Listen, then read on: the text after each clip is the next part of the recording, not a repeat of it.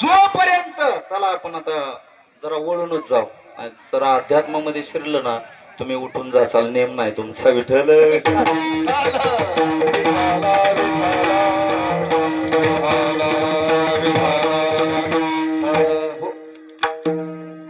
आपण का सगुण भक्तीकडे येत नाही किंवा भगवंताने संत साधूंनी भक्ती करायला सांगितले त्या भक्ती मार्गाने आपण का जात नाही? याचं कारण आहे आपण 3 पापामध्ये अडकलो. पहिलं पाप कायिक पाप, दुसरं पाप वाचिक पाप, तिसरं पाप मानसिक पाप. या पापामुळे आपण एवढं भरडलं गेलो देवाची आठवणच होत नाही. आता मला सांगा मानसिक पाप कशाला म्हणायचं? हा मानसिक सहज वाटेने जाताना एखादा व्यक्ती आपल्याला पाहायला मिळावा आणि पाहायला मिळाल्या बरोबर त्याचा अवगुण पटकन आपल्या लक्षात यावेत आणि आपण विचार करावा मनामध्ये किती दरिद्र आहे, काय आव्हान. त्याला वाईट चिंतन मनामध्ये करावं. मनामध्ये केलेलं वाईट चिंतन याला मानसिक पाप म्हणतात.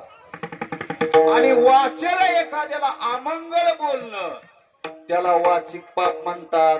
तुकोबराय म्हणतात अमंगल वाणी नये ऐकोती गाणी, नये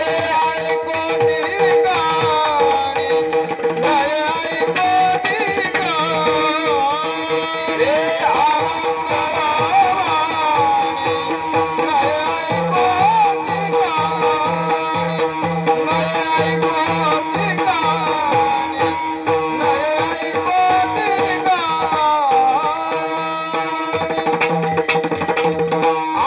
गाणी, नये ऐकोती गाणी.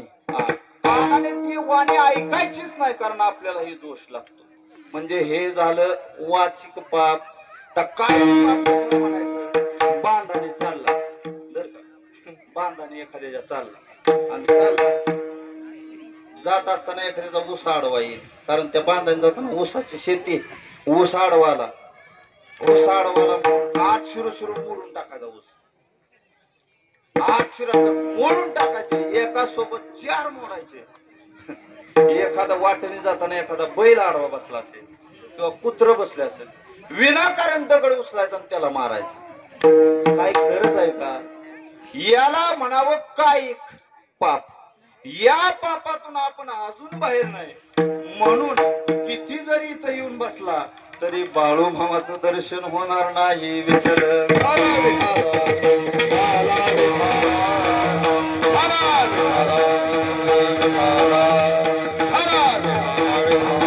याच्यासाठी काय पाहिजे? दर्शन व्हायचं असेल, आम्हाला या पापातून बाहेर निघायचं असेल तर साधू पाहिजे. त्रिविध दाबाची झाली बोलावं